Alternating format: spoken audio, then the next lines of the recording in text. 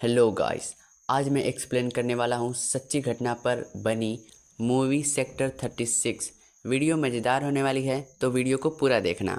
Movie की beginning में हम देखते हैं प्रेम मूवी का मेन कैरेक्टर केबीसी देख रहा था। वो वहाँ का नौकर था, लेकिन मालिक के न होने पर आराम से रहता था। वो अपने रूम में अपने पत्नी से बात करते आता है। उसने अपने टॉयलेट में एक लड़की की लाश रखी थी, फिर उसे काटने लगता है। अगले सीन में रामचरण पांडे एक भ्रष्ट पुलिस ऑफिसर को दिखाया जाता है। एक आदमी उसके पास आकर रोता है, गिड़गिड़ाता है, क्योंकि उसकी बेटी 3 दिनों से गायब थी, पर पांडे उसे पैसे देकर वापस भेज देता है। इसी की बेटी को प्रेम ने अपने बाथरूम में काटा था। अब हम देखते हैं कुछ बच्चे क्रिकेट खेल रहे थे।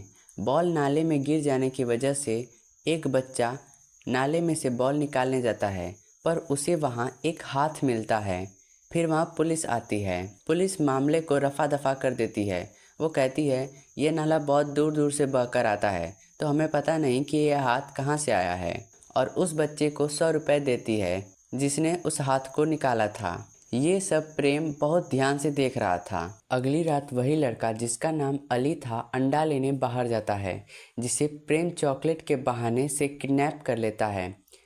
अली भागने की कोशिश करता है, पर प्रेम उसे दीवार से लड़ाकर मार देता है। अब प्रेम का पास्ट दिखाया जाता है। जब वो बच्चा था, वो अपने मामा के साथ रहता था, जो कि कसाई था। प्रेम का मामा उसके साथ और उसे काम करवाता।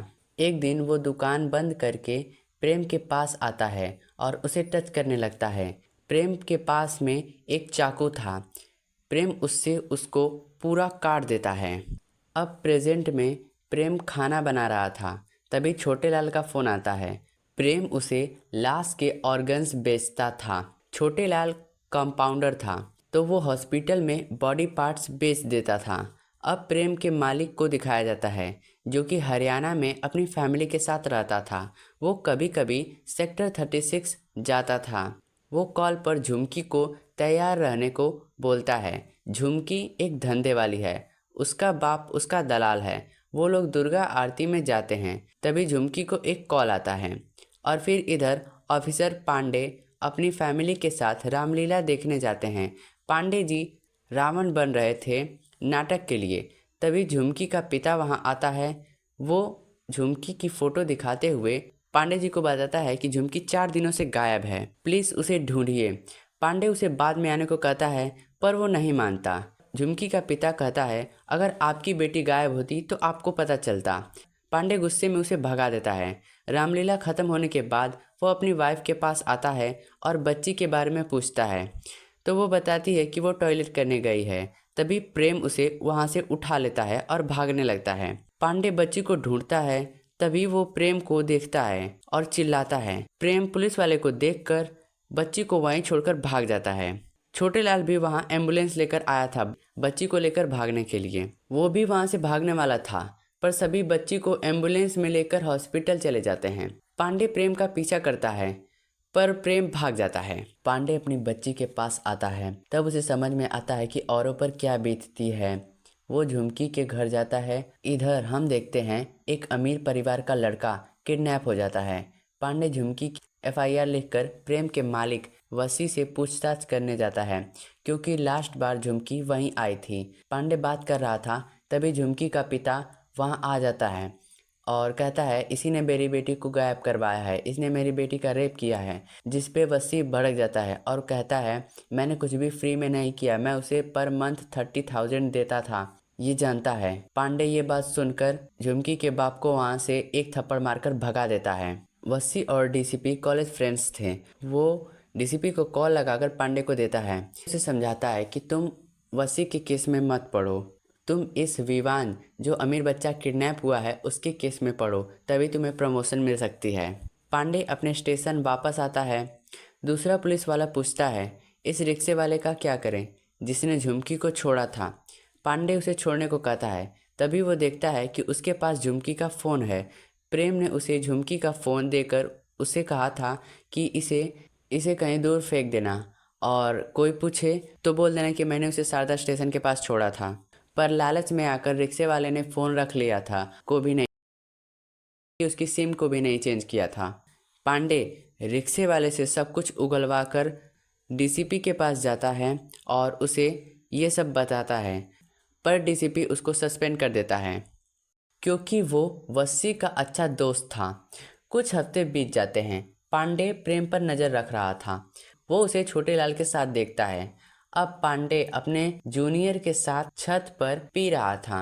उसका जूनियर छोटे लाल को देखता है और कहता है, उस बंदे ने हमें एम्बुलेंस से हॉस्पिटल पहुंचाया था, वो बहुत ही अच्छा बंदा है। जब पांडे उसे देखता है तो उसे याद आता है कि उसने उसे प्रेम के साथ देखा था। पांडे उसे वहां से उठवा लेता है और सब कुछ उससे उगलवा लेता है।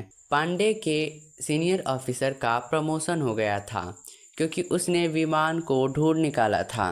पांडे की जिस दिन ज्वाइनिंग थी उस दिन एक नया सीनियर ऑफिसर आया था पुराने वाले की जगह, जिसको पांडे ने पहले ही सब कुछ बता दिया था प्रेम के केस के बारे में। वो लोग वहां जा रहे थे जहां छोटे लाल था, पर पुराना वाला डीसीपी बस्सी को फ़ोन करके बता देता है। बस्सी अपने आदमियों से कहकर छोटे लाल को वहां से उठवा लेता है।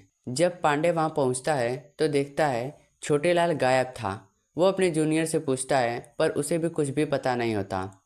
तब नया डीसीपी प्रेम को अरेस्ट करने को कहता है और उससे जानकारी निकलवाने को कहता है। प्रेम वेट कर रहा था। जब पांडे आता है तो वो उसके पैर पकड़ लेता है और माफ़ी मांगने लगता है कि गलती से उसने उसकी बेटी को उठा लिया, अब ऐसा नहीं होगा।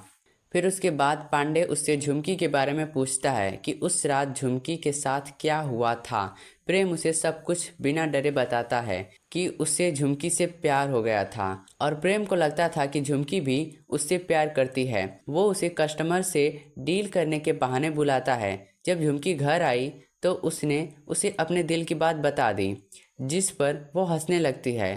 तब प्रेम कहता है, मैं जानता हूँ तू पैसे लेकर ये सब करती है। वो उसे पैसे देता है। इतने पैसे? तू इतने पैसे में खुद की गाड़ मार ले। जिस पर वो गुस्सा हो जाता है और उसके आंचल से उसका गला घोंटकर मार देता है। तब पांडे पूछता है कि उसकी बॉडी का क्या किया। प्रेम बताता है कि उसकी बॉडी को काट दिया और क्या, अब मामा कसाई था ही तो बचपन से काट कटाई आती है। पांडे कहता है, अच्छा मतलब काट के तुमने उसे फेंक दिया? अरे ऐसे थोड़ी ना होता है। फिर वो उसे अपने मामा के बारे में बताता है और कैसे उसने उससे मारा। तभी से उसे इंसानी मांस की लत लग गई थी। उसे हर 1-2 महीने में इंसानी मांस चाहिए था। फिर वो उसे बताता है कि वो लाश का क्या करता है। पांडे ये सब सुनकर डर जाता है। फिर पांडे पूछता है, कुल कितने बच्चों को तुमने गायब किया? प्रेम बताता है, लगभग 24 थे। इंस्पेक्टर उससे पूछता है, इन सब चीज़ों में शामिल था? जिस पर प्रेम चुप हो जाता है। प्रेम उससे दूसरा सवाल पूछने को कहता है। इधर वस्सी के आदमी छोटे लाल को काट कर जला देते हैं। पांडे प्रेम को जेल में बंद कर देता है।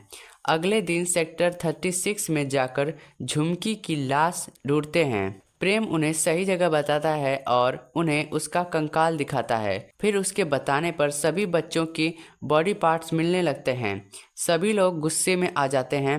न्यूज़ और मीडिया सभी उसके पीछे पड़ जाती हैं। वस्सी भी पकड़ा जाता है और दोनों तिहाड़ जेल भेज दिए जाते हैं। पर वस्सी की पहुंच ऊपर तक थी। उसकी जांच के लिए आईवीआई की टीम बैठाई जाती है, जिसका हेड उसका कॉलेज फ्रेंड था। वो उसे बचा लेता है और सारा इल्ज़ाम प्रेम पर लगा देता है। ये सब पांडे न्यूज़ में देखता है तो वो प्रेम से दोबारा मिलने जाता है। वो उसे बताता है कि तेरा मालिक खुद आज़ाद हो जाएगा और सारा इल्ज़ाम तेरे ऊपर डाल देगा।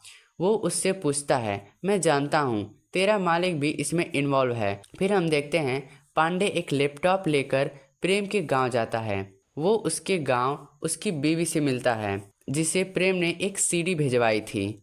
वो उसे सीडी दे देती है। पांडे उसे पानी लाने के बहाने अंदर भेजता है और वो वीडियो देखने लगता है। वो सीडी की वीडियो देखकर शौक में आ जाता है।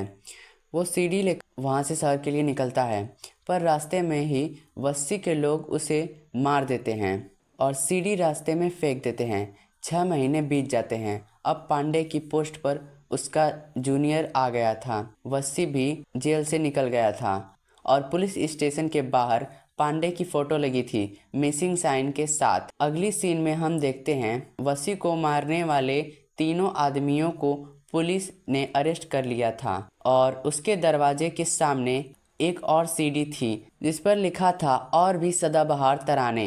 वीडियो अच्छी लगी हो वीडियो को लाइक कर देना, चैनल को सब्सक्राइब कर देना। मिलते हैं अगली वीडियो में।